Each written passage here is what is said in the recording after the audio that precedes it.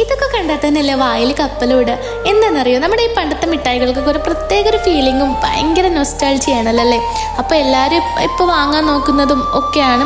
പക്ഷെ നമ്മൾ ഈ സംഭവമൊക്കെ വാങ്ങിയത് ഞങ്ങൾ കസിൻസൊക്കെ കൂടുമ്പോൾ ഞങ്ങൾക്ക് ഇങ്ങനത്തെ സംഭവത്തിനോട് കഴിക്കാനും പിന്നെ പണ്ടത്തെ കഥകൾ പറയാനും ഓരോ തമാശകൾ പറയാനൊക്കെ ഭയങ്കര ഇഷ്ടമാണ്. അപ്പോൾ ഞങ്ങൾ ഇങ്ങനെ രാത്രി അല്ലെങ്കിൽ മെഹന്തി ഇട്ടിരിക്കും അല്ലെങ്കിൽ പ്രേതകഥ പറയും. അങ്ങനത്തെ ഒരു ടൈമിലൊക്കെ വേണ്ടിയിട്ട് ഞങ്ങൾ വാങ്ങിയത് കേട്ടോ. സത്യം പറഞ്ഞ സംഭവം കുറേ തീർന്നു പോയി. ലാസ്റ്റ് ഞാനിങ്ങനെ സെറ്റ് ചെയ്ത് വെക്കുക ചെയ്തത് കേട്ടോ.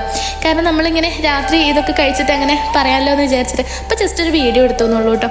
എന്താണെങ്കിലും ഈ ചെമ്മീനച്ചാർ 2 എനിക്ക് കിട്ടിയുള്ളൂ. ബാക്കിയൊക്കെ എവിടെ പോയി എന്ന് എനിക്കറിയില്ല കേട്ടോ.